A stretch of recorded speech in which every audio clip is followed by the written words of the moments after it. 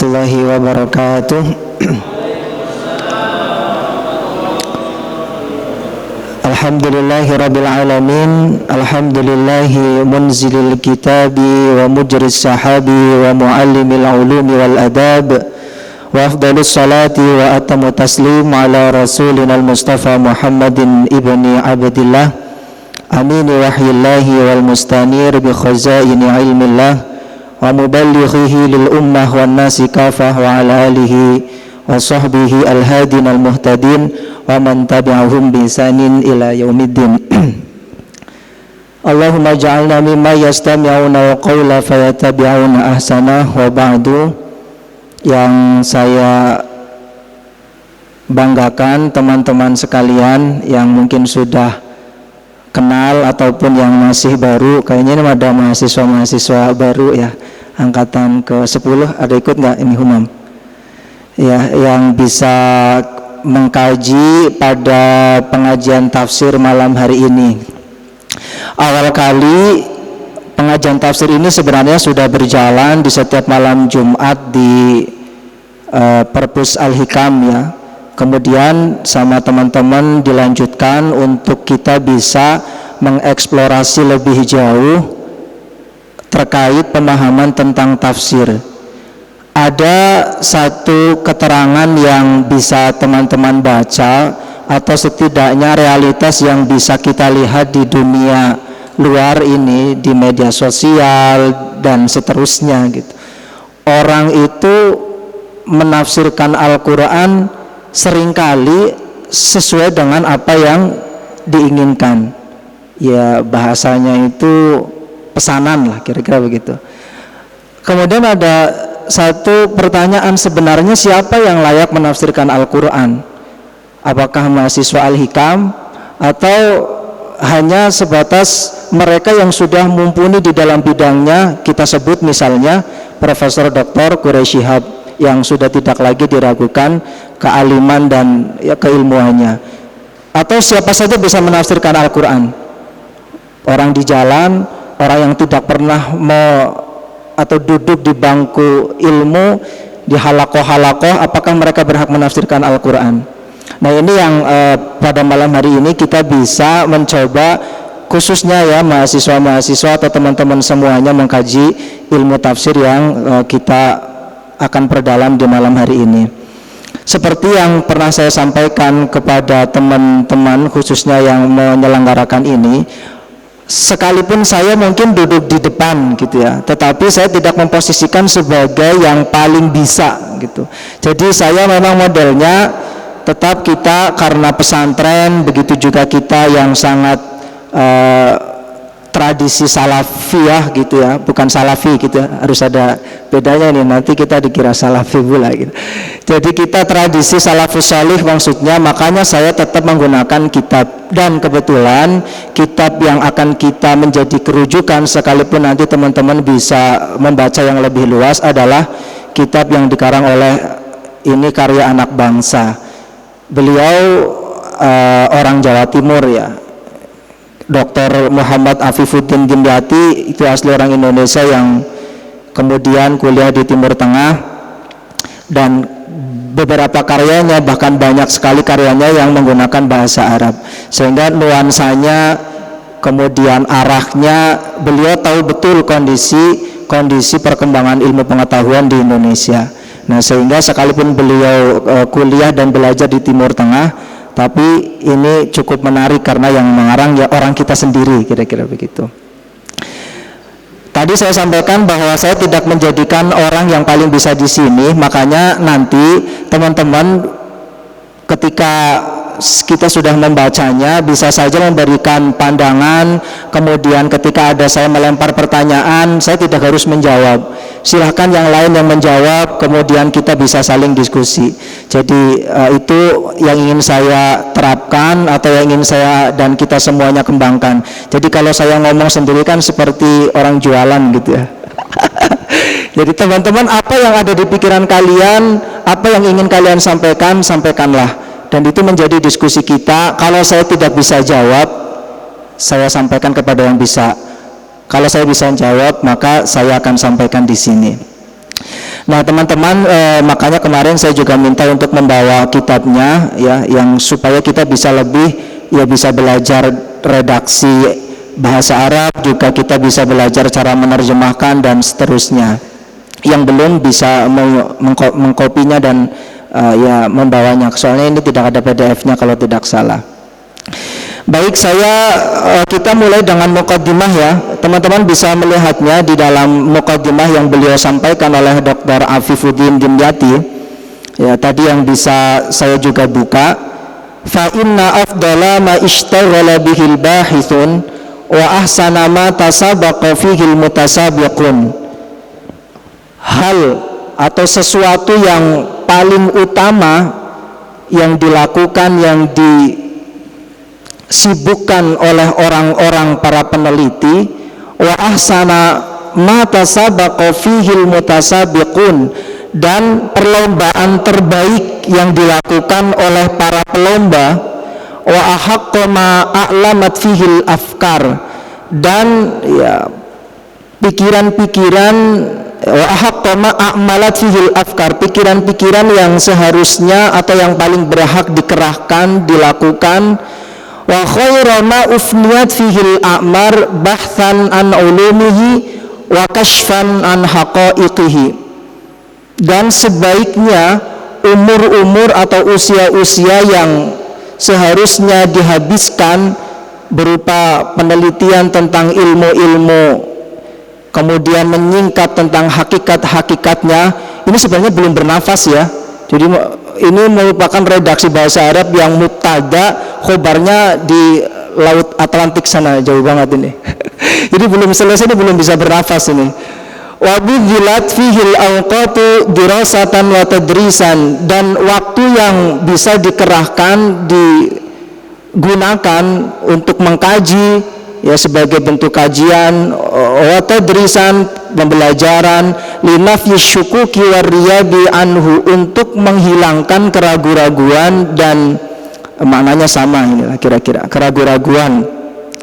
Wa surifat fihil juhudu hifdzan wa tilawatan difa'an an sahatihi, dan upaya yang diarahkan, yang dikerahkan dalam bentuk menghafalkan, membaca, yang untuk melindunginya atau menjaga dari sahat itu kan bisa dikatakan halamannya, jadi hal-hal yang berkaitan dengannya di sekelilingnya. Apa itu semuanya yang paling utama dilakukan oleh mereka semua, orang-orang yang seharusnya dikerahkan waktunya, pemikirannya? Apa? Kitabullah alladzi la yatihil batilu min baini yadayhi wala min khalfihi, yaitu kitab Allah yang tidak ada kebatilan dari sisi manapun, baik dari depan ataupun dari belakang. Tanzilu min hakimin hamid, ya, diturunkan dari Zat yang maha bijaksana dan puji. Fa huwa hablullahil matin wa siratuhul qawim. Nah, kitab Allah itu merupakan kitab atau tali yang sangat kuat dan jalan yang lurus. Ini menarik bahwa kitab Al-Quran itu sempurna, dijadikan sebagai kitab suci. Makanya kesempurnaan itu mensyaratkan adanya kehebatan redaksinya, keuniversalan kandungannya, ya, dan seterusnya, yang ingin nanti bisa teman-teman kaji. Jadi kalau Al-Quran itu tidak sempurna, maka dia bukan Al-Quran. Walaqad tasabaqal fusaha wal bulagha wal hukama wasyu'ara fi wasfi hadzal kitabil azizi. Ini orang-orang yang ahli dalam bahasa, orang-orang syair, ahli fasih dalam bahasa, wal bulagha, orang-orang yang ahli balaghah, wal hukama wa syu'ara, semuanya orang-orang ahli bahasa, syair, dan semuanya fi wasfi hadzal kitabil azizi, di dalam mensifati, memberikan sanjungan, kriteria terhadap kitab Allah ini, wa dzikri masahinihi wa fadhailihi, dan menyebutkan kebaikan-kebaikan dan keutamaannya telah dilakukan oleh mereka. Sungguh mereka kalau sudah bikin syair itu luar biasa.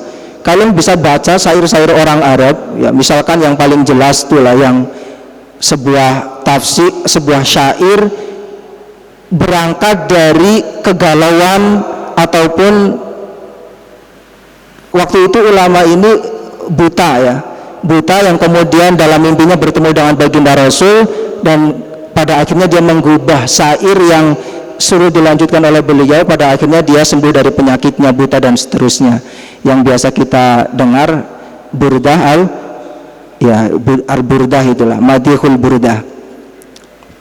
Itu kalau itu sebuah syair tentang baginda, sebuah syair tentang Al-Quran. Kalau sudah muji Al-Quran, orang Arab itu sumber langit istilahnya, itu kita bisa kalah. Oleh karenanya istilah jahiliyah, kebodohan atau zaman jahiliyah bukan mengarah kepada mereka yang tidak mengerti atau tidak bisa baca dan menulis. Sebagian orang memahami bukan itu, karena pada kesempatannya, pada zamannya orang-orang Mekah justru ahli dalam bersyair, ahli dalam berdebat dan seterusnya.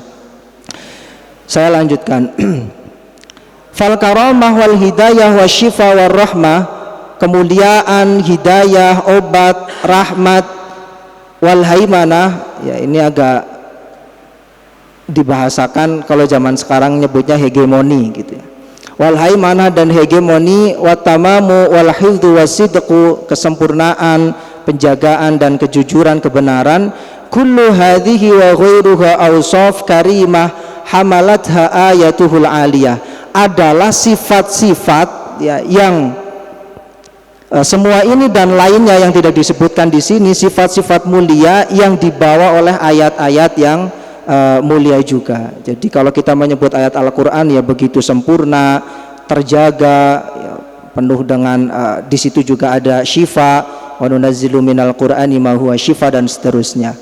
Wa qad ja'at ayatun wahidah tatwi kulla hadhil awsaf fi thanaya jalali wa mahab fi thanaya jalalin wa mahabatin.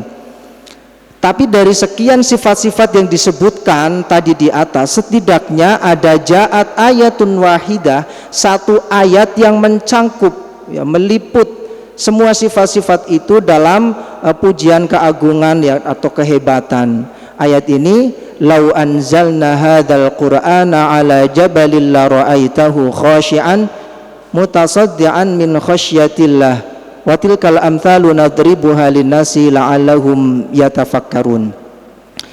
Nah, seandainya saja atau kalau jika kami turunkan Al-Quran itu atas gunung, tentu engkau akan melihatnya khasyi'an, tunduk, mutasaddian, terpecah belah. Karena apa? Min khasyatillahi, karena takut kepada Allah. Perumpamaan-perumpamaan itu nadribuha yang kami buat, linnasi ditujukan untuk segenap manusia, tiada lain tujuannya adalah la'allahum yatafakkarun, mikir lek gitu kira-kira bahasanya sederhana. Jadi Gusti Allah itu kira-kira kalau ngomong sama umatnya itu ya, kalau orang Jawa mikir lek gitu kira-kira, disuruh mikir kita ini. Nah sekarang dari segi hadis ya, dari segi hadis, wa idza wallaina wujuhana ba'da dzalika syatras sunnah al-mutahharah, kalau kita kemudian mau mengarahkan, memalingkan pandangan kita ya setelah melihat sifat-sifat itu kepada arah hadis yang suci itu, min marwiyatiha fi fadailil Qur'an la najid al-katsir. Ya, begitu banyak riwayat-riwayat mengenai Al-Qur'an yang bisa kita temukan. Al-Quran itu fahuwa syafi'un la turaddu syafa'atuhu, pemberi syafaat yang tidak akan tertolak syafaatnya atau tertolongnya. Idza ishtadal haulu, ketika kondisi mengerikan pada saat kiamat nanti ya. Ada satu hadis yang diriwayatkan oleh Imam Muslim, faqad rawal Imam Muslim an Abi Umamah al-Bahili, riwayat Imam Abi Umamah al-Bahili radhiyallahu anhu, sami'tu Rasulullah sallallahu alaihi wasallam yaqul iqra'ul Qur'an fa innahu yati yaumal qiyamati syafi'an li ashabihi, bacalah Al-Qur'an karena sesungguhnya Al-Qur'an itu kelak akan datang pada hari kiamat, syafi'an li ashabihi, pemberi syafaat kepada ashabnya. Manhum ashabul Qur'an, siapa yang disebut sebagai sahabat Al-Qur'an? Orang biasanya kalau disebut sahabat, setidaknya dia selalu bersama. Bukan kalau bersama ketika ada uangnya saja. Kalau lagi ada ya deket banget dia itu. Kalau lagi nggak ada, bodoh amat lah, gua mah nggak ikut-ikutan gitu ya.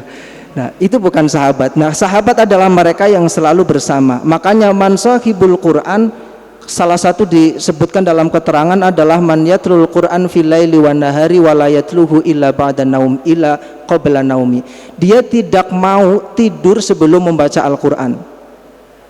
Dia yang selalu membaca ana al-laili wan nahar. Dia tidak membaca Al-Qur'an kecuali setiap pagi dan siang. Itu baru disebut sahabatnya Al-Qur'an. Ini di sini tidak disebut redaksinya liqori'il Qur'an. Sesungguhnya Al-Qur'an nanti akan menjadi syafaat bagi para pembacanya. Tidak, lebih tinggi mereka yang selalu bersamanya, bukan ketika butuh saja.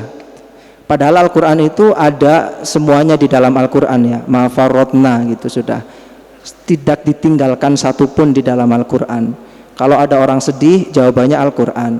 Bisa baca la tahzan innallaha ma'ana. Janganlah bersedih. Tentang politik, tentang ekonomi dan semuanya ada di dalam Al-Qur'an. Iqra'uz Zahrawaini Al-Baqarah wa surat Ali Imran.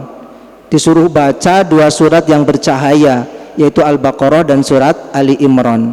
Kenapa? Fa innahuma ta'tiyani yaumal qiyamati ka'annahuma ghamamatani. Kedua surat itu Al-Baqarah dan Ali Imran akan datang di hari kiamat seperti awan yang menaungi.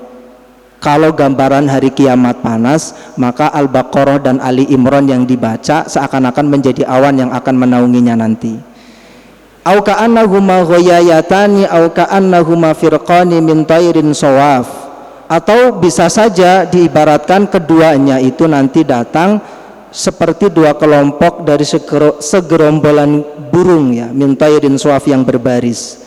Tuhajani an ashabihima ya, menjadi argumen surat Al-Baqarah dan Ali Imran atas mereka yang selalu membacanya. Iqra'u surat Al-Baqarah fa inna akhdhaha barakah wa tarkaha hasarah.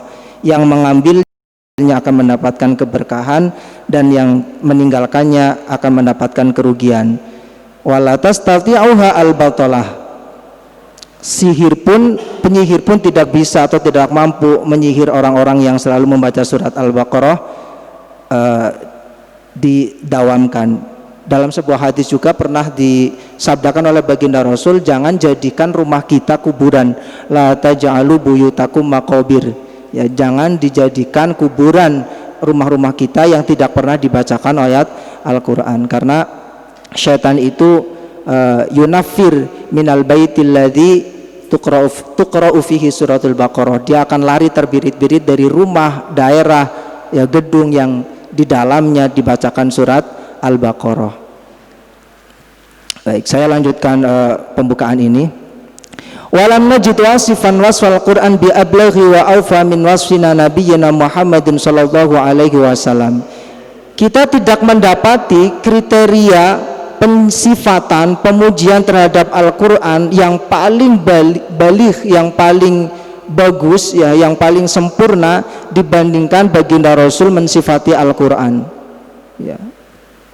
Faqad rawal Imam At-Tirmidzi bi sanadihi 'anil Harits Al-A'war. Ada satu riwayat Imam Tirmidzi dengan sanad dari Harits. Satu ketika marartu fil masjid fa idzan nas yakhuduna fil ahadits.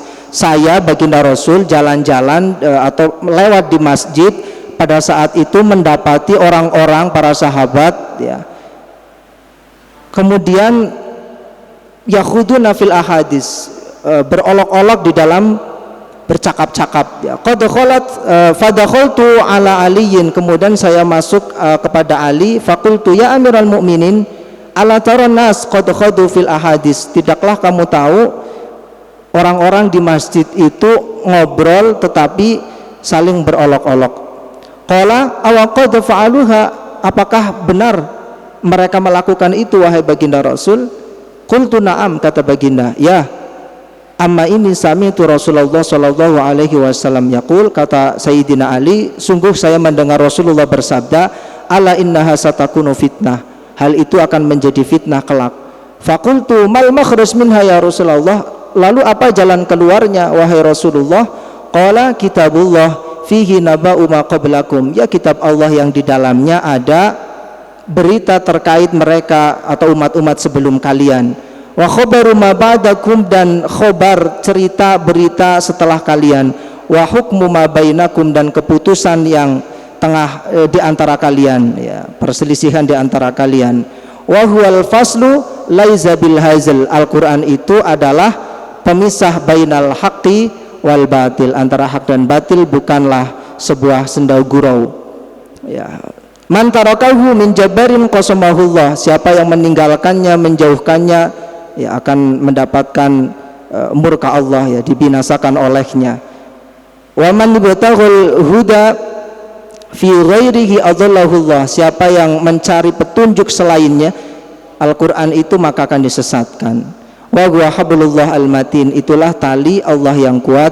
Wa huwa dzikrul hakim, dan Al-Qur'an yang penuh dengan hikmah. Siratul mustaqim, jalan yang lurus. Huwallazi la tazihu bihil ahwa, tidak akan pernah mengikuti hawa nafsu, tidak mengarah kepada atau diselewengkan oleh hawa nafsu.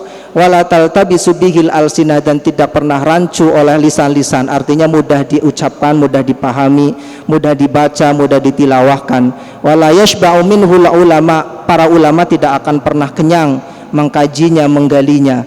Wala yakhluqu an kathratir radi, dan tidak pernah akan usang, ya, ketika selalu dibacakan, selalu diulang-ulang, an kathratir radi. Dan keajaibannya wala tanqadi ajaibuhu, tidak akan pernah habis. Huwallazi lam tantahil jinnu idza sami'atuhu hatta qalu, itulah Al-Qur'an ayat-ayatnya yang jin ketika mereka mendengarnya hingga kemudian selalu berkata, inna sami'na qur'anan ajaba yahdi ila rusydi fa amanna bihi wa la nusyrika bi rabbina ahada. Saking heran-herannya jin mendengarkan ayat Al-Qur'an. Kalau kita mah biasa-biasa aja, karena setiap hari dibaca kemudian digunakan untuk simaan, dapat amplop, dapat makan enak gitu ya. Tidak merasakan ajaibul Qur'an, seberapa dalam Al-Qur'an sebenarnya gitu. Kalau mau ditanya sal min suwaida qalbik, tanya hatimu yang paling dalam, seberapa dalam kalian sudah pernah merasakan kehebatan Al-Qur'an. Padahal Al-Qur'an itu merupakan redaksi bahasa Arab yang bisa dirasakan kehebatannya oleh non-Arab. Nah, kita sebagai orang yang ajam, seberapa dalam bisa merasakan, ya dzauq lah, merasakan kalau kita baca Al-Qur'an itu nikmat. Jangankan nikmat, paham juga belum, kira-kira gitu ya. Man qala bihi shadaqa wa man amila bihi ujira. Kalau orang yang mau berkata dengan Al-Qur'an, maksudnya berpendapat, berargumen berdasarkan Al-Qur'an, maka shadaqa, dia akan jujur benar. Yang mengamalkannya bihi ujira. Oleh karenanya setiap dari ayat Al-Qur'an yang dibaca saja pahalanya tidak bisa dilipat gandakan oleh hitungan manusia, karena lipatan-lipatan itu Allah yang akan memberikan, yang tidak akan pernah tahu jumlahnya seberapa. Yang hanya disebut di dalam hadis-hadis 70, seringkali kita dapati kata 70, kata 7 itu bukan berarti bilangan antara 8 dan 9 gitu, tetapi seringkali itu mi'ah. Jadi kalau Allah menyebut 70 kali dilipat gandakan, itu berarti bisa saja itu la nuksi, tidak terhitung gitu ya. Wa man hakama bihi adala wa man da'a ilaihi hudiya ila siratim mustaqim. Ya, siapa yang menghukumi berbagai persoalan dengan Al-Qur'an maka dia akan adil. Siapa yang mengajak orang untuk kepada Al-Qur'an maka akan mendapatkan atau ditunjukkan kepada jalan yang lurus. Mukadimah yang disampaikan oleh beliau pengarang kitab ini memberikan satu gambaran bahwa Al-Qur'an layak untuk dikaji, bukan layak lagi, tetapi harus bagi mereka, terlebih para pengkaji dan orang-orang yang fokus di dalam mengkaji Al-Qur'an. Di bagian selanjutnya, kalau ada orang yang kemudian satu kali saja membuka pintu hikmah di dalam Al-Qur'an, maka fal Qur'anul Karim bahrun la yudriku ghauruhu, la yudraku ghauruhu. Al-Qur'an itu bagaikan bahrun, lautan yang kedalamannya tidak bisa dijangkau saking dalamnya. Wala tanfadu duraruhu, dan mutiaranya tidak pernah habis ya. Wala tanqadi ajaibuhu, keajaibannya tidak pernah bisa diungkapkan saking ajaibnya, saking luar biasanya, tidak pernah terhenti. Wala tantahi ma'arifuhu wala tastaqsi ulumuhu, Pengetahuannya tidak juga bisa terhenti dan tidak terhitung ilmu yang bisa didapat darinya. Kullama qara'ahul muslim wa tadabbarahu izdada syauqan ilaihi. Siapa saja orang muslim yang setiap kali membacanya dan menghayatinya, maka akan terus bertambah kerinduan kepada Al-Qur'an. Huwal mu'jizal khalidah ala marid duhur wal azman. Itu adalah mujizat yang langgeng atas atau sepanjang masa dan usia dan sepanjang zaman lah. Anzalahullahu ala nabiyyina liyukhrijan nasa minadh-dhulumati ila nur. Diturunkan Allah kepada nabi kita untuk mengeluarkan manusia dari kegelapan menuju cahaya, wa yahdihim ila siratim mustaqim, dan menunjukkan kepada jalan yang lurus. Faballagha sallallahu alaihi wasallam kalama rabbih kama unzila alaihi wa addal amanah kamilah. Nabi kemudian menyampaikan kalam Tuhannya ini seperti halnya yang diturunkan kepadanya dan menyampaikan amanah secara sempurna. Wastahada fi nasil ummah haqqal istihad. Sebegitu kuatnya baginda Rasul berupaya menasihati umat, ya. Wajahada fillahi haqqa jihadi, dan berjihad dengan sesungguh-sungguh jihad. Tapi jangan diartikan hayang alal jihad, ya, bahaya lagi nanti ini jihad gitu. Fama haqqul amar antufna fihi wal azman antushghala bihi. Maka lalu apa yang berhak dari umur itu untuk dihabiskan di dalam memahami Al-Qur'an, waktu yang disibukkan, ya tentu semua itu ditujukan untuk mengkajinya. Oleh karenanya fasa'id man sarrafa himatahu ilaihi wa waqafa fikruhu wa azmuhu alaihi wal muwaffaq man waffaqahu Allahu litadabburihi wastafahu lil ishtighali bihi. Orang yang bahagia itu orang yang cita-citanya disandarkan, diarahkan kepada Al-Qur'an, ya. Kemudian pikirannya fokus, ya, tekadnya kepada Al-Qur'an. Orang yang dimudahkan adalah mereka yang dimudahkan atau diberi taufik untuk berupaya selalu menghayati Al-Qur'an, diberi pilihan, diberi kesempatan dipilih lil istighali bihi, untuk selalu berkesibukan dengan Al-Qur'an. Fakullu sa'atin yuqdihal bahith sawa'un bin nadri fi kitabillah awi ta'ammul fihi aw fil bahthi fi ma yatasilu bihi fa huwa fi sabilillah. Waktu yang dihabiskan oleh peneliti, pengkaji, baik itu mendiskusikan, ya, memahami, meneliti ayat-ayat Al-Qur'an, berkontemplasi, merenungi, ataupun membahasnya atau hal-hal yang berkaitan dengannya, fa huwa fi sabilillah. Dia semuanya tetap dan berada di jalan Allah. Saya singkat. Nah, dari sini kemudian pengarang ingin menyebutkan bahwa begitu mulianya Al-Qur'an dan kandungannya yang tadi saya sebutkan, ayat-ayatnya universal, sehingga mengajak para ulama, ya, kemudian umatnya baginda Rasul secara umum untuk berpikir memahami Al-Qur'an. Oleh karenanya yang biasa kita sebut dengan ilmu atau dengan menafsirkan Al-Qur'an yang syarat dengan ilmu. Yang tadi saya sampaikan, orang menafsirkan Al-Qur'an itu bukan hanya cocokologi atau hanya ketepatan pesanan atau hanya sesuai dengan kondisi dan seterusnya. Dan ilmu-ilmu yang harus disampaikan oleh ilmu ahli tafsir itu begitu banyak. Nanti kita akan mengkaji. Ini baru belajar terjemah, kemudian menafsirkan Al-Qur'an. Ya, nanti bisa saja asa ayyab'atsaka rabbuka maqaman mahmuda, diartikan mahmuda itu mahmuda gitu. Bahaya sekali itu. Itu bahaya, itu tafsir batil nanti.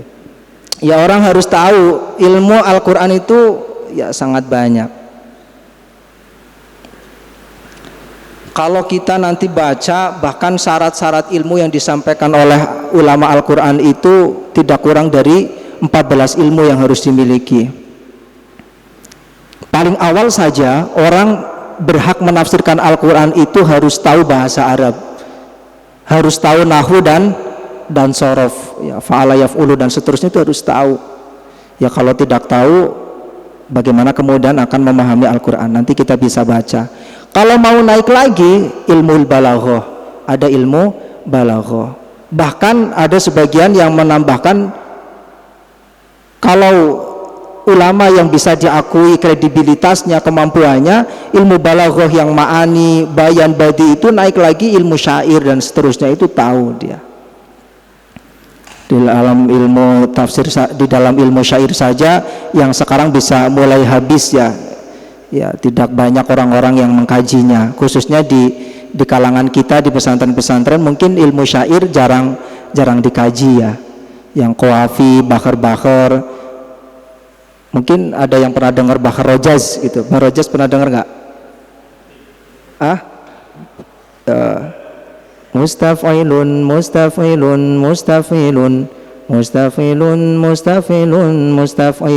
Bakhar Rojaz. Qala Muhammadun huwa banu maliki Ahmadu rabbilah khaira maliki. Bakhar Rojaz. Ada Bakhar Tawil, fu'ulun mafa'ilun fu'ulun mafa'ilun fu'ulun mafa'ilun fu'ulun mafa'ilun. Kira-kira yang sesuai dengan Bakhar Tawil pernah dengar nggak dalam kitab Ta'alimul Muta'alim? Ala la tanalul ilma illa bisitatin sa'umbika an majmu'iha bi bayani. Itu Bakhar Tawil ya. Ada satu dulu saya kenapa kemudian suka bahasa Arab, itu salah satunya kalian harus bisa menemukan kemenarikan. Cinta biasanya itu menemukan kemenarikan dalam satu hal. Kalau mencintai perempuan karena kalian menemukan kemenarikan pada dirinya, kan kira-kira begitu ya. Nah, saya menyukai bahasa Arab itu karena menemukan kemenarikan. Pertama kali saya mencintai bahasa Arab karena melihat sebuah syair yang sangat indah. Kalau nggak salah syairnya begini: asyarat bi tarfil aini khifata ahliha isyarata makhzunin walam takallami. Asyarat bi tarfil aini khifata ahliha, ada seorang perempuan yang memberikan isyarat karena takut kepada keluarganya. Ada lelakinya yang dia cintai gitu, dia kayak gini gitu. Ya, isyarat makhzunin walam tatakallami, seperti isyaratnya orang yang ya teraniaya atau sedih gitu ya, tidaklah berkata. Fa aiqantu anna tarfa qad qala marhaban wa ahlan wa sahlan bil habibil mutayyami. Saya yakin kedipan mata itu menunjukkan ya selamat datang di hatiku, kira-kira begitu. Wa ahlan wa sahlan bil habibil mutayyami, selamat datang kekasih yang dirindukan gitu. Tiba-tiba ra'aitu jamilatan tamurru tariqatan sa'altu ila aina dhahabti sari'atan. Saya lihat wanita di jalan sedang lewat. Sa'altu ila aina dhahabti sari'atan, hendak kemana dikau adek pergi gitu kira-kira. Nah, itu pertama kali saya mencintai bahasa Arab. Kira-kira indah sekali bahasa Arab. Nah, dari situlah kemudian kita bisa menemukan kemenarikan. Kalian bisa mencontohnya gitu. Tapi jangan cuma baca syair-syairnya saja. Ya, ini intermezzo ya, agar kalian mencintai bahasa Arab. Temukan kemenarikan bahwa bahasa Arab kalau mau jadi ahli surga ya bisa bahasa Arab. Di surga nggak ada ngomong Sunda, nggak ada ngomong Madura, nggak ada ngomong babe gue, dan nggak ada. Baik, kita lanjut lagi ke materi tafsir. Ini kita masuk, saya singkat saja. Madkhul fi mabadi'i tafsir. Kira-kira 5 menit lagi saya baca kitabnya. Nanti bisa teman-teman bertanya, kemudian saling menanggapi, yang memberikan tanggapan dan seterusnya kita bisa lanjutkan. Masuk pada dasar-dasar tafsir. Makanya pertanyaan mendasar yang bisa kita sampaikan adalah mahwa tafsir. Apa itu sebenarnya tafsir? Dan ilmunya bagaimana? Al-ilmu sababun fi maradatillahi ta'ala wa sababun fil hayati thayyibah fid dunya wal akhirah wa huwa sababun li taqwimis suluk wa tahdhibin nufus wa huwa sababun liman akhlasan niyah fi talabihi wa tatbiqihi fin najati minasyurur ala ikhtilafi anwa'iha wa ajnasiha. Ini menerangkan bahwa musannif ingin menyatakan dengan ilmu adalah sebab kita mendapatkan ridho Allah. Sebab kehidupan yang baik di dunia ini adalah lantaran berilmu. Dia adalah sebab bisa menegakkan jalan yang lurus, mendidik jiwa-jiwa, yang mendidik semuanya. Wa huwa sababun liman akhlasun niya fi talabihi wa tadbiqihi fin najati minasyurur. Agar bisa selamat dari berbagai keburukan, melalui ilmulah adalah sebab bagi mereka yang ikhlas di dalam mencarinya. Ya, wa ala ikhtilafi anwa'iha, dengan berbagai macam dan jenis ilmunya. Wa yanbaghi likulli talibin ilmun awfanun wa yanbaghi likulli talibi ilmin awfanin ayyarifal mabadi'a fil fanni alladhi yuriduhu. Seyogianya bagi setiap pencari ilmu atau disiplin suatu kajian mengetahui konsep-konsep dasar, aturan-aturan dasar pada ilmu tersebut yang hendak ia kaji. Wahyal usulu wal qawaidul khassah bihi, ada kaidah-kaidah khusus ya yang dimilikinya. Fala usula liman harama al usul ya. Dia tidak bisa sampai kepada tujuannya kalau dasarnya saja tidak bisa atau terhalang memahami dasarnya. Karena 1000 langkah itu diawali dari 1 langkah. Wala syakka anna min ahammi ma yani bi talibul ilmi huwa ilmu tafsir. Biasa kalau orang ahli tafsir pasti akan menyatakan ilmu paling utama adalah ilmu tafsir. Kalau ahli bahasa akan menyatakan afdalul ilmi ilmun nahwi was sarfi. Nanti kalau ahli apalagi menyatakan afdalama ala talibil ilmi ya fikih dan seterusnya. Nah, di sini dikatakan orang atau ilmu yang paling penting untuk dikaji oleh para pencarinya adalah ilmu tafsir ba'da hifdzi kitabillah. Setelah menghafalkan kitab Allah, tiada lain ilmu tersebut adalah ilmu tafsir. Jadi kita itu baru 1 langkah gitu. Bukan kita sudah mentang-mentang sudah hafal Quran, itu pun kalau yang masih ingat gitu ya. Itu sudah itu sudah hafal Quran kemudian kita berhenti gitu. Makanya pesan Abah Hashim seringkali orang yang hafal Quran itu, orang Jawa nyebut tuh kegeden rumangsa gitu. Ya kalau dalam kacamata orang umum mungkin kita sudah pemegang kunci surga gitu kira-kira. Tapi itu kalau masih ingat gitu.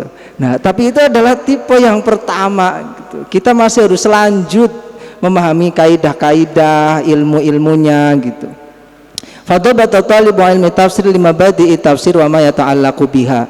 Harus para pencari atau pencari ilmu tafsir tahu betul konsep-konsep dasar tafsir dan apa yang berkaitan dengannya, al-usul, kaidah-kaidah, manahij, metodologi, yuyassiru alaihi fahmal masail wal maudu'at, yang memudahkan dia nanti pada pemahaman persoalan-persoalan dan tema-tema yang dikaji. Wa yu'inuhu fi irja'i kulli far'in ila aslihi, dan bisa ya mencocokkan atau menggantungkan, mengembalikan partikular masalah-masalah yang tersebar yang boleh jadi tidak disebutkan secara eksplisit di dalam ayat Al-Quran, tetapi kalau dikembalikan kepada Al-Quran ada cantolannya, kira-kira begitu. Wadzalika lirtikazihi ala ruknin syadidin, ya itu butuh kefokusan ya.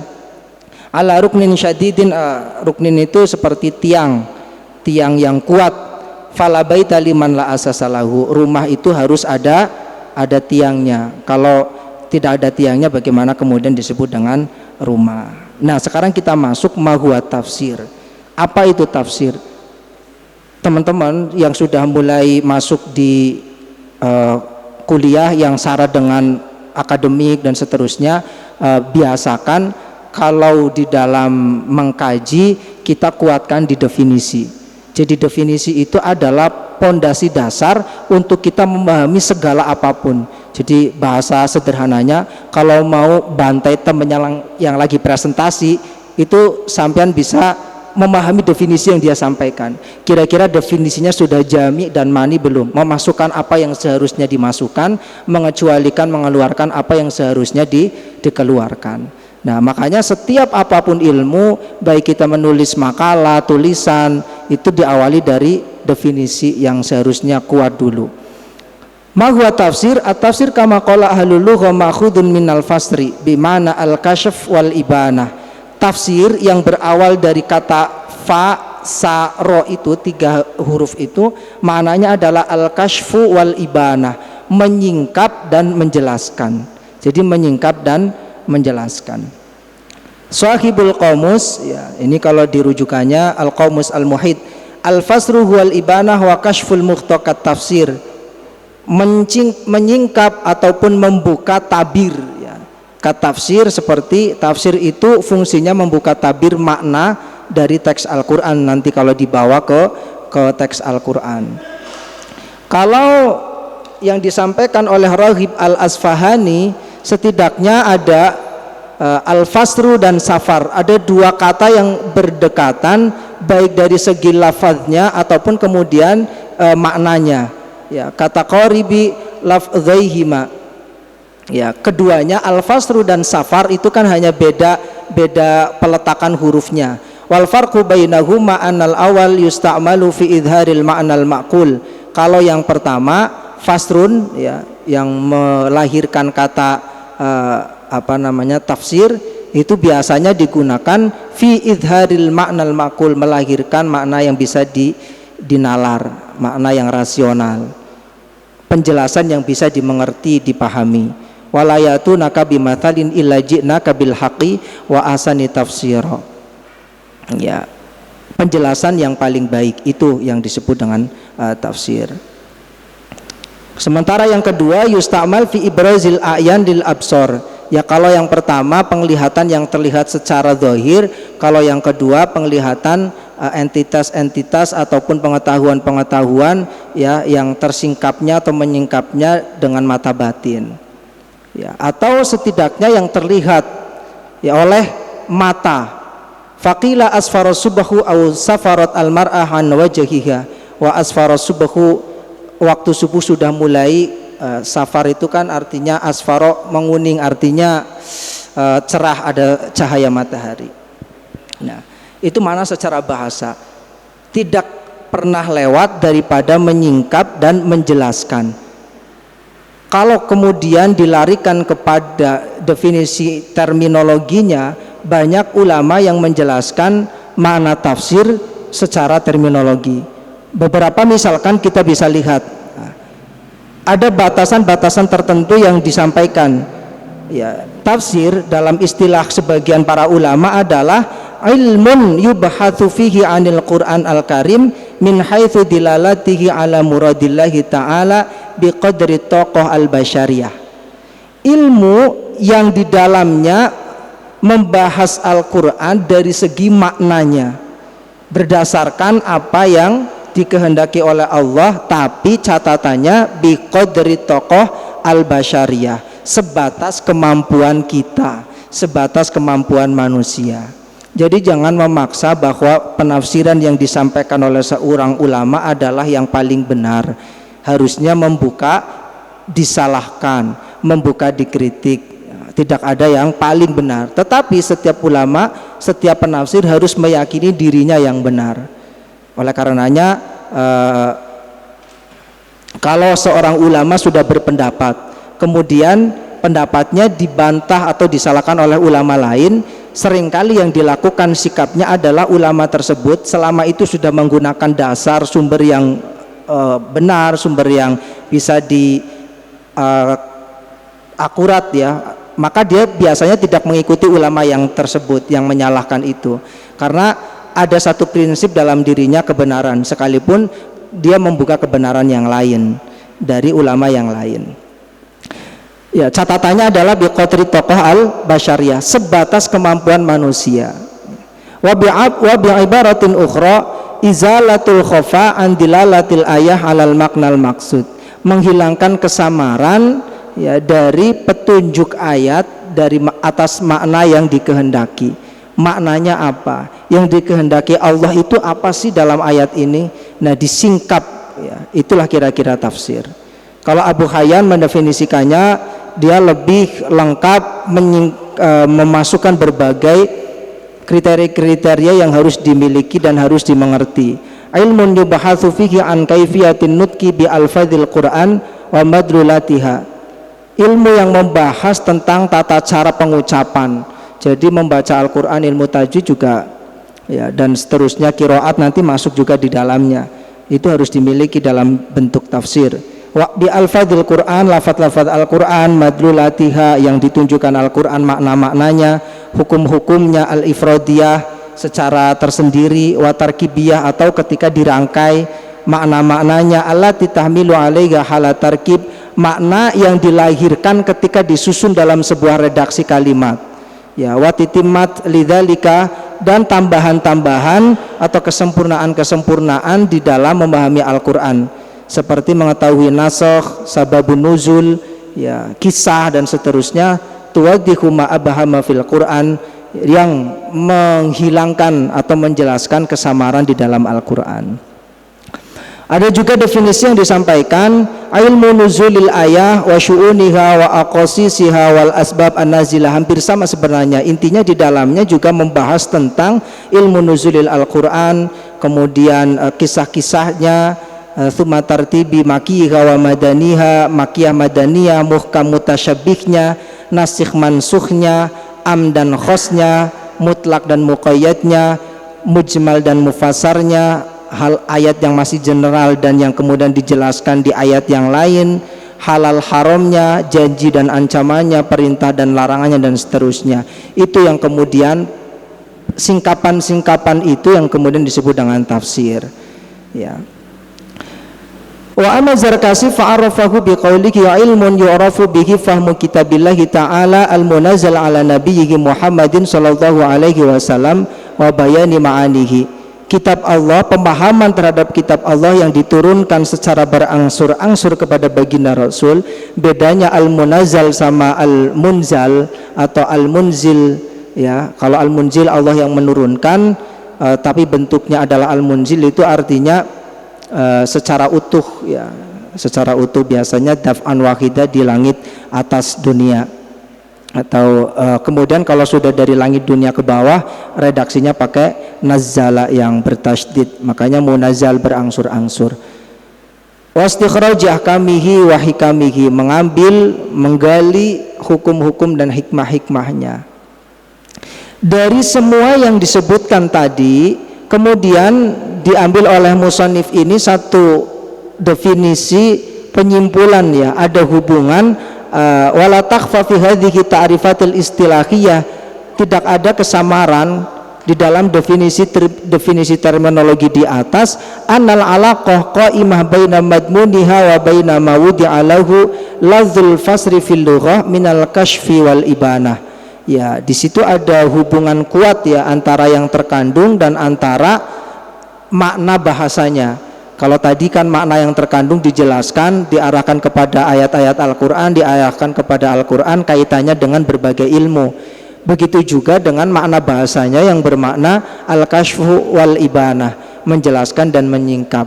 Sehingga beliau juga menyebutkan li'anna ma warada fi ta'rif al-istilahi innama huwa muhawalatul kashfi wal bayan linnassil qur'ani min haitsu ma'nahu wa madlulatihi min jihatin wa mulabasati nuzulihi min jihatin ukhra. Intinya adalah menyingkap teks Al-Qur'an, ya, sebatas kemampuan manusia. Sehingga beliau di bagian terakhir menyebutkan ilmun yubtaghi bihi tawassul, atau yabtaghi bihi juga bisa. Yubtaghi bihi tawassul ila ma'rifati muradillah, ya, ilmu yang dengannya diharapkan bisa sampai kepada pengetahuan akan kehendak atau apa yang dimaksudkan oleh Allah.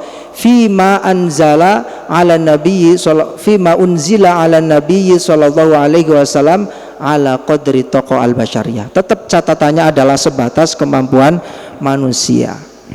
Nah, sebelum kalau masih bisa dilanjutkan, di situ ada catatan menyingkap sebatas kemampuan manusia, dan yang dilahirkan apa yang kemudian disingkap, dijelaskan, yang dilahirkan adalah sebuah makna. Kalau kemudian ada satu pertanyaan, makna itu tunggal atau banyak? Orang menyingkap menjelaskan teks Al-Quran, ayat Al-Quran, kan yang dilahirkan makna gitu ya, petunjuk, maksud Allah dan seterusnya. Makna itu satu atau beragam? Siapa yang beranggapan makna itu beragam? Siapa yang beranggapan makna itu satu? Teks Al-Quran itu yang disingkap, yang dijelaskan oleh ulama, atau teks Al-Quran sejatinya lah misalkan, itu sebenarnya memiliki makna yang satu atau makna yang beragam sejatinya. Kalau menurut Hikam apa? Beragam. Alasannya apa? Gak berkembang ilmu tafsir. Ada yang memahami bahwa maknanya satu? Kamu maknanya, menurut kamu ayat Al-Quran itu sejatinya maknanya satu. Kenapa alasannya?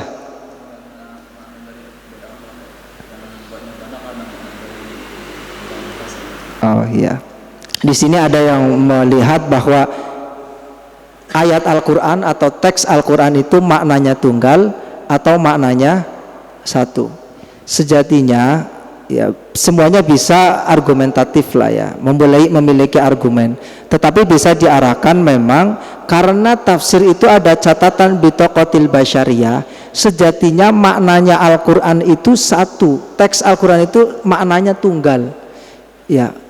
Kalau maknanya banyak, nanti banyak yang menjadi kemudian lahir di kita pahami banyak makna, itu karena masalahnya kita tidak pernah tahu mana yang dikehendaki oleh Allah. Itu yang bikin kita, kalau bahasa sederhananya, spekulasi tapi berdasar, bukan spekulasi tak berdasar ya. Jadi memahami mana Al-Quran yang dilahirkan oleh para ulama itu kan sebatas kemampuan manusia gitu ya. Jadi seandainya ulama itu dikasih tahu hakikatnya, tentu tidak ada perbedaan makna, karena yang dikehendaki Allah itu sah maknanya, kira-kira begitu. Tetapi karena tidak ada manusia satupun yang tahu ya, maka kemudian lahirlah berbagai makna yang setidaknya ini adalah maksud dari Allah. Nah, itulah kemudian barokahnya ulama tidak dikasih tahu hakikat dari teks Al-Quran maknanya. Dengan bahasa sederhananya, makna Al-Quran kemudian beragam, bisa dimaknai apa saja selama itu berdasarkan pada sumber yang akurat ya. Kira-kira begitu. Saya ingin bertanya, kira-kira Al-Quran itu perlu ditafsirkan atau enggak? Seberapa penting Al-Quran itu ditafsirkan? Kalian kan percaya ya, Al-Quran itu bahasanya sempurna, sudah jelas. Kalau sudah jelas, kenapa butuh dijelaskan? Tafsir kan artinya menjelaskan, kok dijelaskan lagi? Kan itu tahsilul hasil gitu. Kira-kira ada yang mau memberikan pandangan nggak? Kira-kira Al-Quran itu butuh ditafsirkan atau tidak?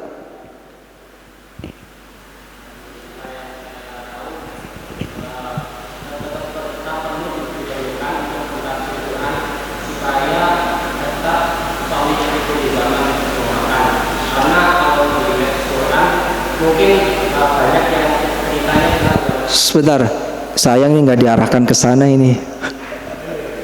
Lanjutkan. Saya itu di sana. Terus lanjutkan. Bagus, lanjutkan tadi.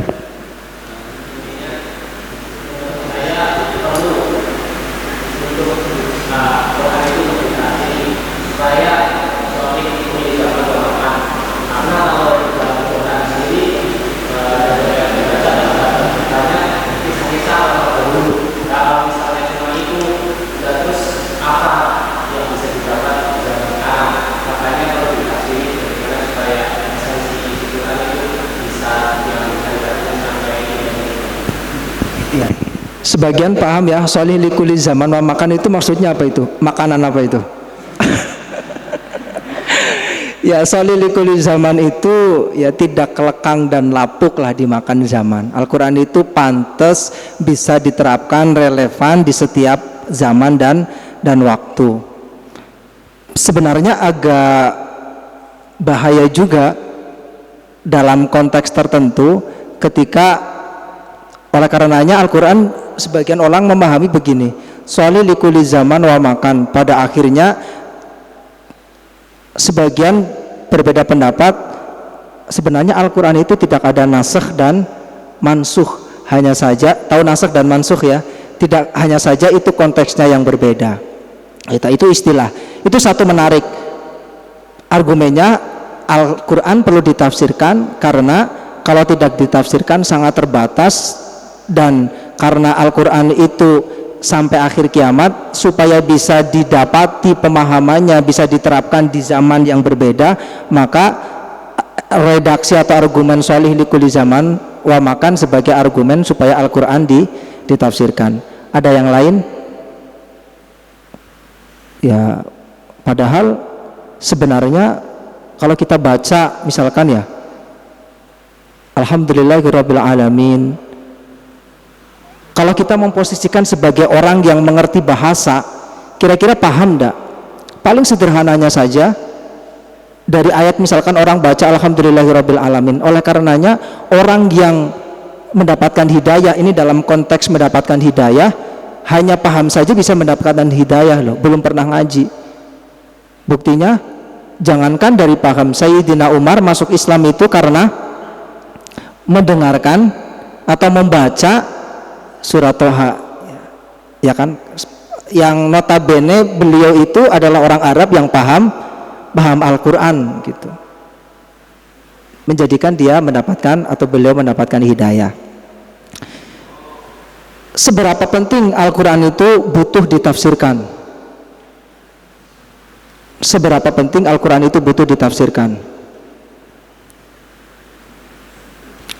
Ayat-ayat Al-Quran itu biasanya memiliki beragam makna dalam konteks lafadznya. Oleh karenanya di bagian berikutnya penulis ini menyebutkan judul Hajatul Quran ila Tafsir, perlunya Al-Quran ditafsirkan. Selain daripada argumen yang beliau sampaikan tadi, Mas tadi sampaikan, ada satu yang juga penting, kenapa kemudian Al-Quran itu perlu ditafsirkan. Akan sangat berbahaya ya, itu buktinya yang sekarang kita lihat, hayya alal jihad, kira-kira begitu ya. Ini jangan dipotong ya, nanti kira-kira saya itu ya, itu kan sebenarnya lahir dari pemahaman yang tidak mengerti asbabun nuzuli ayatil Quran. Kalau seandainya orang tahu ayat Al-Quran itu diturunkan dalam konteks tertentu, sekalipun itu adalah contoh yang bisa diambil, itu contohnya dan diterapkan di segala zaman, tetapi Al-Quran tidak bisa lepas dari yang namanya sebab turunnya Al-Quran. Sekarang kita kalau baca ayat-ayat kita misalkan ya, faktulul musyrikin, dibunuhlah orang-orang musyrik dimanapun kalian dapati, dan sebagainya, beberapa ayat kita yang paling banyak di surat At-Taubah, kalau tidak dibaca nuzulil ayatnya, maka yang ada ya jihad, yang ada ya perang, yang ada ya dan seterusnya. Oleh karenanya adanya pengetahuan tentang asbabun nuzul menjadi landasan dasar setidaknya kenapa Al-Quran itu perlu ditafsirkan ya.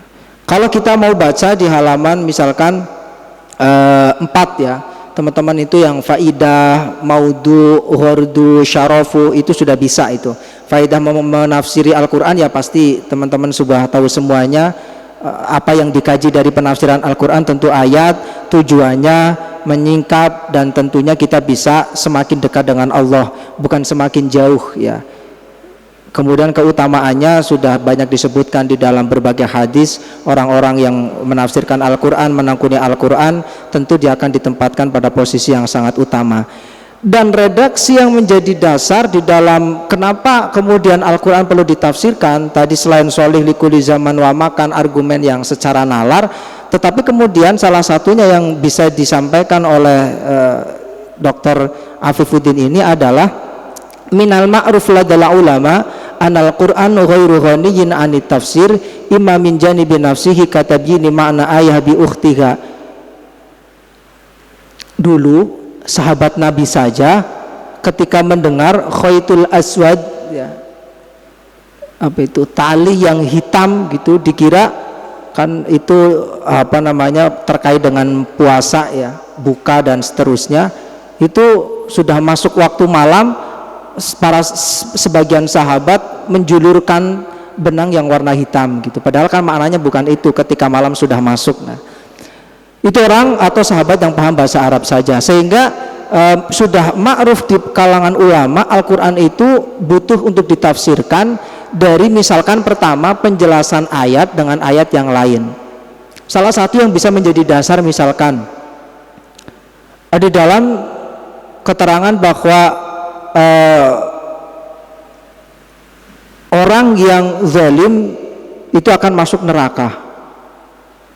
Ya, orang yang zalim akan masuk neraka. Kemudian para sahabat bertanya, adakah dari kita yang tidak pernah berlaku zalim ya Rasulullah? Itu kalau tidak dijawab di dalam ayat lain, kita itu masuk neraka. Jangankan bukan hanya zalim mencaci maki orang gitu ya, membuang sampah sembarangan, definisi zalim yang paling sederhana itu masuk neraka semua ini gitu. Terus tidur di dalam kelas gitu ya, itu juga zalim itu, gurunya tinggal sendiri gitu. Apalagi sekarang kuliah online, dosennya ngomong sendiri, muridnya tutup audio dan video itu. Nah, itu dalam konteks yang lebih umum. Nah, artinya kemudian dijawab oleh Rasulullah yang dimaksud zalim adalah syirkun lillah atau syirkun billah, syirik kepada atau dengan Allah, mensekutukan Allah. Baru yang masuk neraka dalam konteks itu adalah mensekutukan Allah. Nah, itu semuanya. Au tabyinihi bikalami man nuzila ala qalbihi, atau dengan penjelasan. Kalau tadi kan kenapa Al-Quran butuh ditafsirkan? Ya karena tadi ketika Al-Quran tidak ditafsirkan maka tidak akan bisa memahami satu ayat ya secara sempurna pemahamannya, yang padahal itu dijelaskan pada ayat yang lain. Itu satu. Yang kedua, kenapa Al-Quran kemudian butuh ditafsirkan? Karena jika tidak ditafsirkan, salah satunya kita harus bisa merujuk kepada penjelasan Nabi besar Muhammad Shallallahu Alaihi Wasallam, yang ketika tidak merujuk kepadanya maka pemahamannya tidak akan sempurna. Wa anzalna ilaika dzikra litubayyana linnas ma nuzzila ilaihim wa la'allahum yatafakkarun. Karena tugas Nabi, kami turunkan kepadamu Al-Quran litubayyana linnas, agar kamu menjelaskan kepada manusia.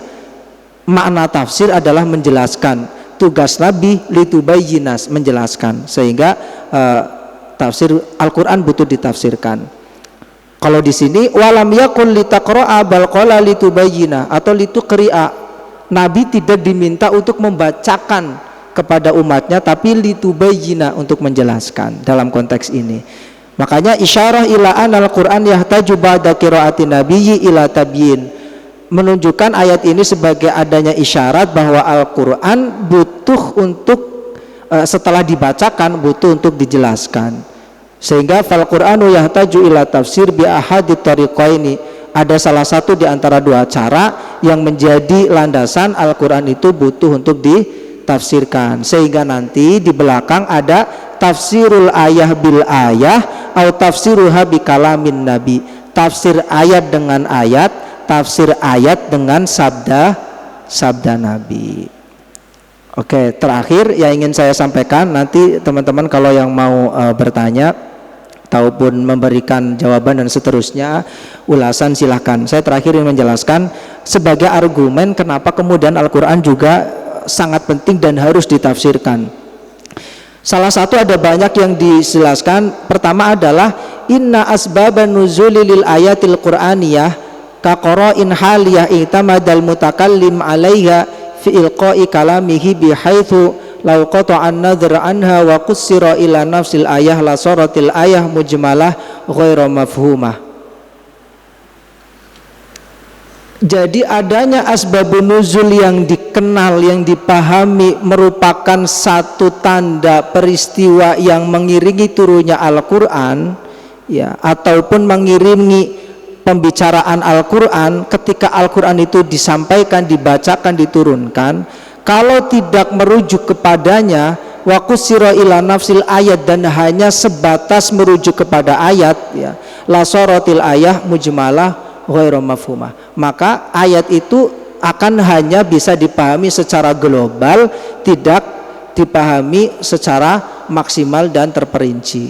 Ya hanya sebatas umumnya saja. Misalkan ya, kalau di sini dicontohkan walau dhammat ilaiha takunu wadihah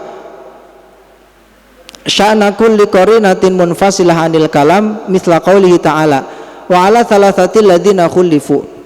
Ini ada ayat ya, wa ala thalathatil ladzina khulifu hatta idza dhaqat alaihimul ardu bima rahubat wa dhaqat alaihim anfusuhum wa dhannu alla malja'a minallahi illa ilaihi thumma taba alaihim liyatubu innallaha huwa tawwabur rahim. Ayat 18 surat At-Taubah ini, kalau kita mau baca ayat sebelumnya, di situ ada keterangan bahwa Nabi, kaum Muhajirin dan kaum Ansor dijejerkan secara bersamaan diterima taubatnya. Kalau orang membaca laqad taballahu 'alan nabiyyi wal muhajirin, sungguh Allah telah menerima taubat Nabi, kira-kira apa pemahaman sederhana tanpa merujuk kepada asbabun nuzul?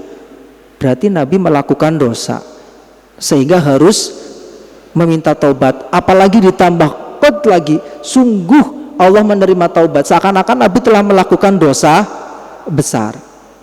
Nah, itu kalau tidak dijelaskan ya, itu akan menjadikan ayat-ayat itu dipahami secara umum.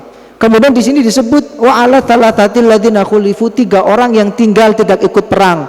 Kira-kira manhum alladzina khalafu, dari perang itu siapa mereka yang tinggal tidak ikut perang? Kan tidak tahu kalau kita tidak merujuk kepada tafsir, karena nama-nama ataupun idiom-idiom, simbol-simbol yang disebutkan di dalam Al-Quran tidak lain kita harus merujuk kepada asbabun nuzul.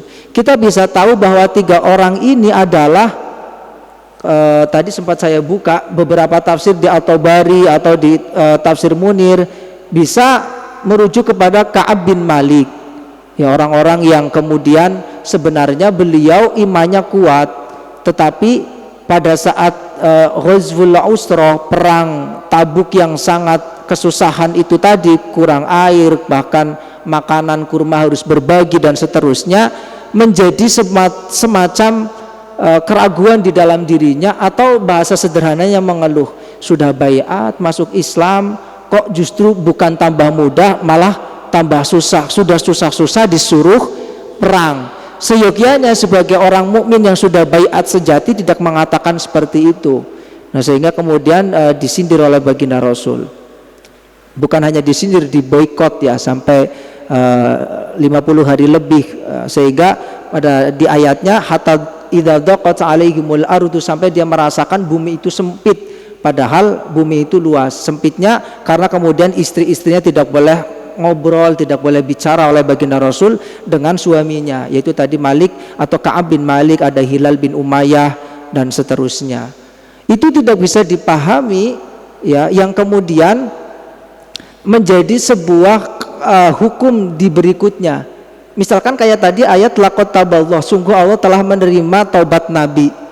Ulama merujuk kepada asbabun nuzul, itu bisa dipahami sebagai maklumat bahwa Nabi saja sebagai insan yang secara hukum dan dipastikan beliau adalah pribadi yang sudah diterima taubatnya, bahkan bahasa kasarnya tidak punya dosa, kira-kira begitu ya, itu masih saja diajarkan oleh Allah dan kemudian dijanjikan diterima taubatnya. Bagaimana kemudian umatnya yang penuh dengan dosa harusnya lebih banyak meminta taubat, kira-kira begitu. Itu sebenarnya maklumat baginda Rasul agar umatnya mengikutinya. Itu tidak lain harus merujuk kepada asbabun nuzul. Nah, sekalipun ada asbabun nuzul yang hakikat, ada asbabun nuzul yang waqi'iyah. Artinya hakikat itu ada saja ayat Al-Quran yang tidak diiringi dengan satu peristiwa atau pertanyaan, tiba-tiba memang diturunkan langsung oleh Allah. Itu muradullah ya, iradatullah, diturunkan langsung kepada baginda Rasul.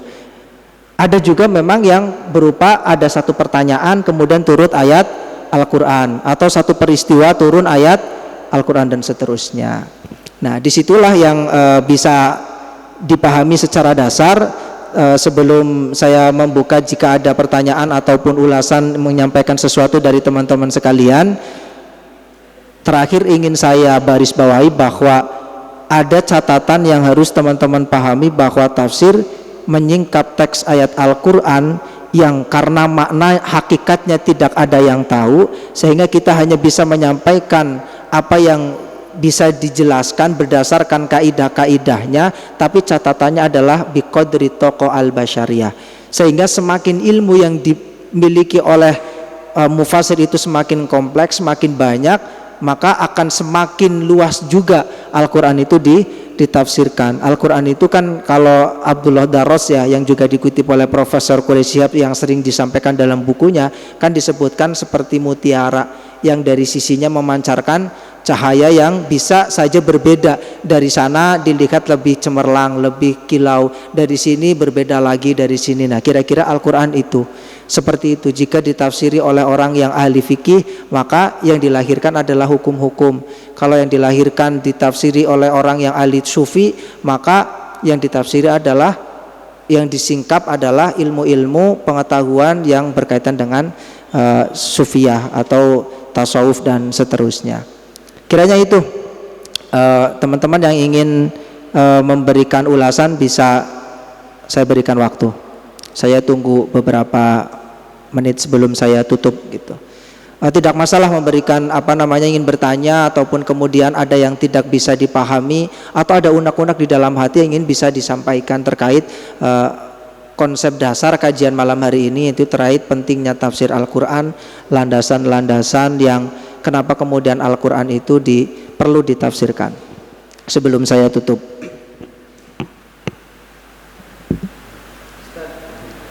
ya, selama ini kan kita yang kita ketahui mufasir itu kebanyakan cowok.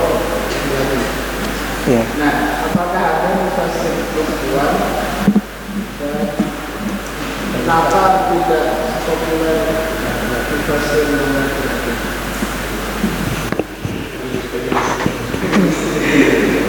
Harus menciptakan nyari istri yang kemudian bisa ditafsir nanti. Ya, ada yang tahu kenapa kemudian yang muncul adanya misalkan tafsir Qurtubi, Tobari, Al-Jassos, ya, Mujiruddin, semuanya laki-laki lah, Ibnu Athur. Kenapa tidak ada satu pun bisa dikata demikian mufassiroh kira-kira ya? Atau bahkan jangan mufassiroh, yang ada syekh, nggak ada syaikhoh kelihatannya gitu di dalam dunia akademik keilmuan, yang tidak muncul, yang kita tidak pernah dengar. Itu antara dua, kita yang tidak tahu atau karena memang nggak ada gitu. Ada yang tahu nggak sebenarnya kenapa itu? Tapi sebenarnya ada nggak sih ulama ahli tafsir perempuan? Siapa?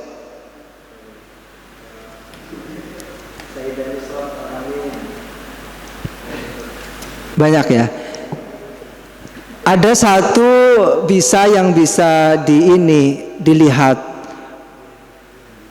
perempuan itu kebanyakan fokus mengurusi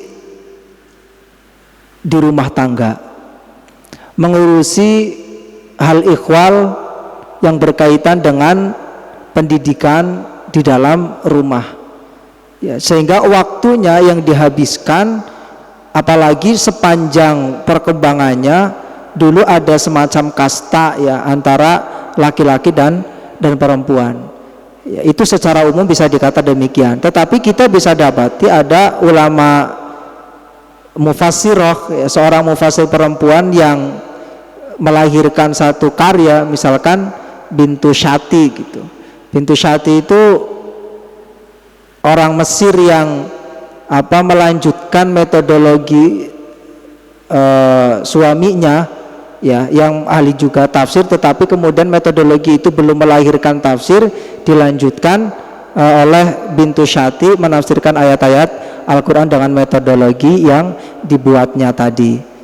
Bintu Syati itu sekalipun tidak menafsirkan Al-Quran secara penuh ya, hanya beberapa ayat ataupun surat, tetapi beliau cukup disebut sebagai mufassir. Itulah yang kemudian ada satu batasan-batasan sebenarnya seorang disebut mufassir tidak harus beliau menafsirkan seluruh ayat Al-Quran ya, sehingga banyak ulama yang hanya menafsirkan misalkan juz amma saja gitu, kemudian hanya beberapa surah saja juga disebut sebagai mufasir. Salah satunya adalah Bintu Syati. Memang penafsir Al-Quran yang perempuan itu sangat jarang disebabkan salah satunya itu mereka lebih fokus di rumah ya, mengurusi anak dan seterusnya, tidak dikerahkan untuk mengkaji ilmu. Saya tidak ingin mengatakan bahwa intelektual perempuan itu di bawah laki-laki ya, sekalipun itu kemudian dipahami sejak lama sekali oleh ahli-ahli fikih khususnya. Kalau kita baca tafsiran fikih secara tekstual itu kan selalu membedakan bahwa perempuan adalah kelas nomor 2 ya kan, secara akal. Ar-rijalu qawwamuna 'alan nisa diartikan karena memang perempuan itu secara akal di bawah laki-laki. Nah dari situ saja, dari hukum fikih saja yang menghegemoni, yang sudah ibaratnya mengkungkung gitu, perempuan tidak bisa tidak bisa bicara, dia di kelas nomor 2 kan, itu sudah menjadi pengantar kenapa tidak banyak lahir pemikir-pemikir perempuan. Oleh karenanya kemudian merasa kegelisahan itu muncul, ada feminisme dan seterusnya. Cuma hanya saja mereka kebablasan gitu loh, kepengen menyetarakan perempuan tetapi kebablasan gitu kira-kira. Nah itu salah satu alasannya. Nah, oleh karenanya banyak yang kemudian mengkritik dalam tanda kutip tafsir-tafsir fikih yang sangat membedakan antara peran perempuan dan laki-laki, khususnya ayat-ayat makiyah, ayat makiyah yang memang sangat ketat dengan penanamannya, merujuk ataupun beralih kepada ayat madaniyah yang lebih universal, yang lebih umum. Karena sudah madani ketika ayat madaniyah turun di Madinah, sudah pembentukan culture, pembentukan lingkungan dan seterusnya. Nah, dari perkembangan itu kemudian ya hanya saja sekarang yang sudah kemudian ada semacam kesejajaran antara laki-laki dan perempuan, tetapi alih-alih perempuan tidak juga banyak yang menekuni keagamaan. Tetap mereka merujuk kepada ataupun kembali kepada ilmu-ilmu yang lain. Itu salah satunya yang bisa saya sampaikan. Abdurrahman Bintu Syati, kira-kira begitu. Ada tafsir bisa dikaji, itu bisa banyak juga yang sudah dijadikan sebagai skripsi, tesis dan seterusnya. Silakan kalau ada yang lain.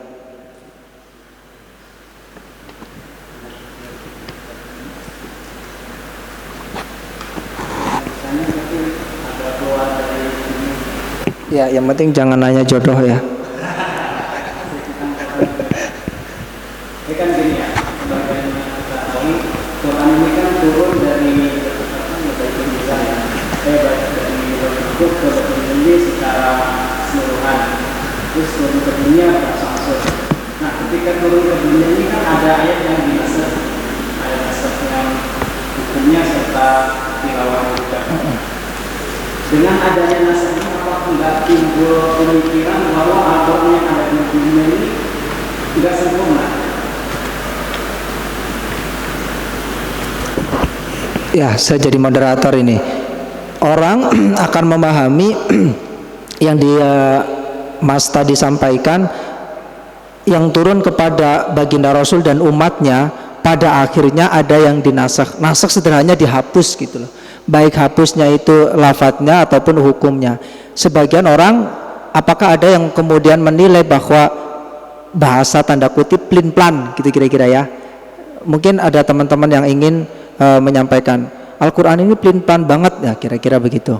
Apakah kemudian ada yang sampai berpikiran demikian ketika ada konsep nasakh dan mansukh, baik secara lafadz hukumnya, atau sebenarnya bagaimana ketika kalau kita dapati nanti kita akan sampai pada teori nasakh dan mansukh di dalam ilmu tafsir seperti apa. Sebelum sedikit saya jelaskan, barangkali ada teman-teman yang bisa memberikan ulasan.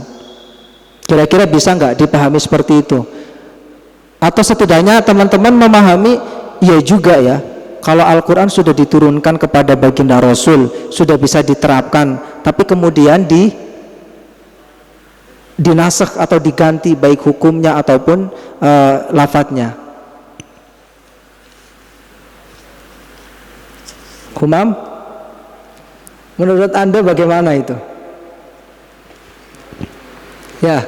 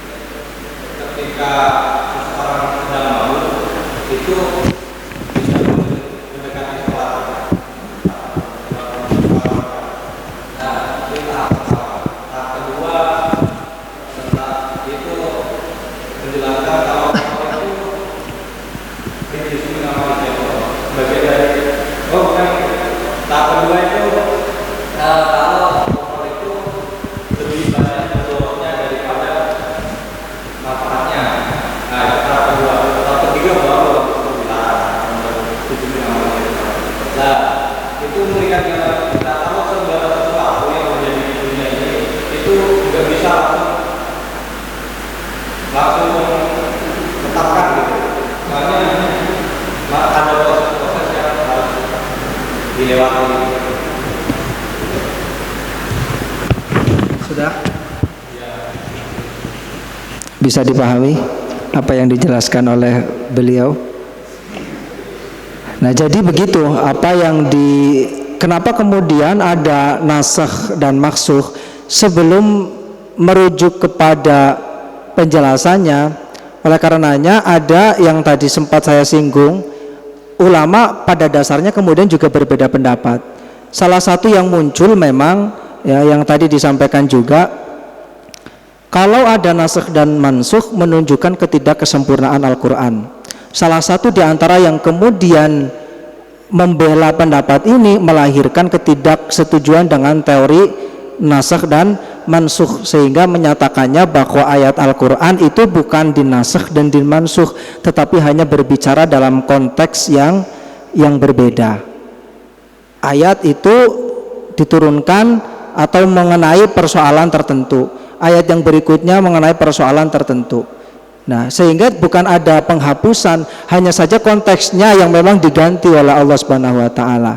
Nah, kalau yang terkait tadi masalah pengharaman khamar, itu merupakan bagian di antara cara Allah mendidik hambanya yang menjadi contoh dakwah baginda Rasul di dalam menerapkan ataupun menyampaikan ajaran wahyunya. Ada tadrijian, ada berangsur-angsur yang dibuktikan di antaranya pengharaman khamar. Nah, selain daripada itu, bahwa teori nasakh dan mansukh bisa saja itu bukan merupakan dipahami sebagai bahwa Al-Quran itu tidak sempurna karena kemudian dihapus.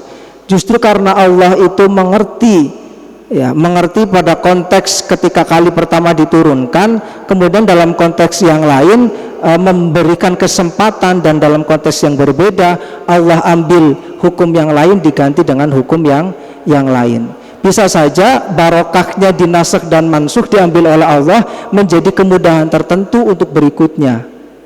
Kira-kira begitu. Nah, jadi salah satu pemahaman yang bisa diambil ketika ada nasakh dan mansukh bukan karena Allah itu pelin-pelan, bukan karena Al-Quran itu tidak sempurna, justru karena karena ketahuan Allah itu yang kemudian diturunkan dalam konteks yang berbeda, atau dalam pengambilannya itu mengajarkan kemudahan. Barokahnya ada nasakh dan mansukh sehingga Al-Quran itu bisa dipahami dalam pahaman berikutnya, generasi berikutnya itu sesuai dengan generasinya, dan ada kemudahan di dalam itu. Kalau tidak ada nasakh dan mansukh, boleh jadi ayat yang diturunkan itu ya, yang kemudian sudah diterapkan kemudian akan menjadi keberatan bagi umat baginda Rasul. Secara lebih luas kita akan mengkajinya di bab berikutnya. Nah, tetapi memang ulama berbeda pendapat. Nah, silakan nanti itu akan dalam perdebatannya ada yang setuju dan tidak setuju dengan teori nasakh dan mansukh tadi. Itu ya yang bisa saya sampaikan. Kalau ada yang lain silakan.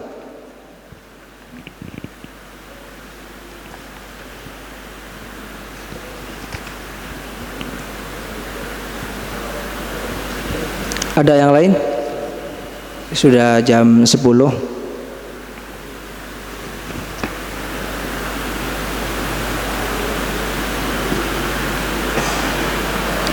Memang dalam ilmu-ilmu tafsir, kalau kita merujuk kepada ilmu-ilmu tafsir yang awal, itu rata-rata mensyaratkan orang tidak akan bisa menafsirkan Al-Quran secara sempurna, dalam tanda kutip sebatas kemampuannya itu secara lengkap dan dipahami secara baik kalau tidak mengerti nasikh dan mansukh.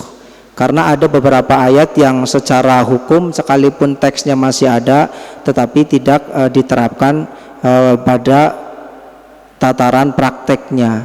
Nah, di situ orang-orang yang tidak mengerti sehingga tidak bisa memahami secara sempurna. Saya tidak akan menyontohkan tentang teori nasikh dan mansukh. Saya menanyakan sebuah pertanyaan, misalkan ayat budak. Kenapa ayat budak masih ada di Al-Quran? Sekarang masih ada budak enggak? Sepengetahuan teman-teman, sekarang masih ada budak enggak? Kan sudah orang merdeka semua ya. Tapi ayat Al-Quran itu kenapa masih ada ayat budak? Berarti sudah nggak ada gunanya itu ayat budak di dalam Al-Quran. Bahasa kasarnya kan begitu. Bagaimana menjelaskan itu?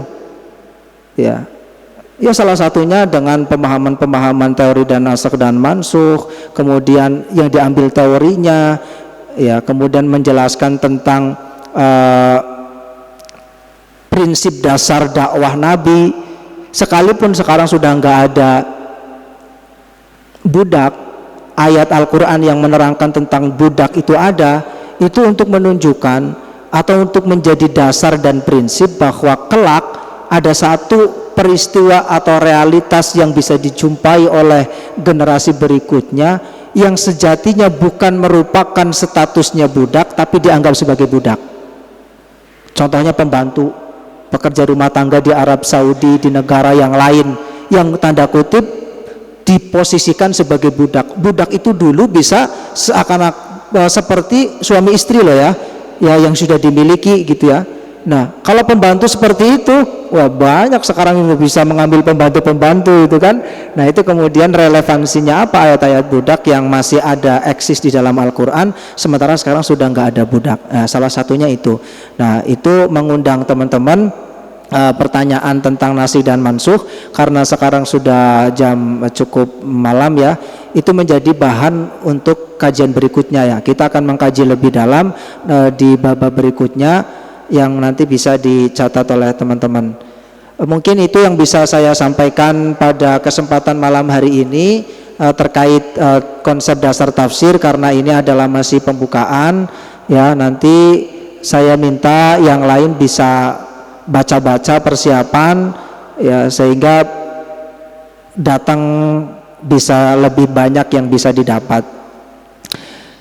Semoga yang dibaca dan dikaji malam hari ini bermanfaat untuk kita semua dan kita bisa istiqomah, dan tentunya kita mendapatkan ilmu yang bermanfaat.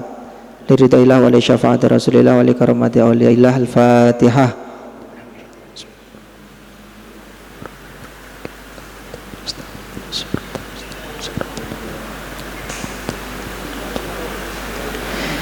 Syukran jazilan ala timamikum jami'an. Assalamualaikum warahmatullahi wabarakatuh.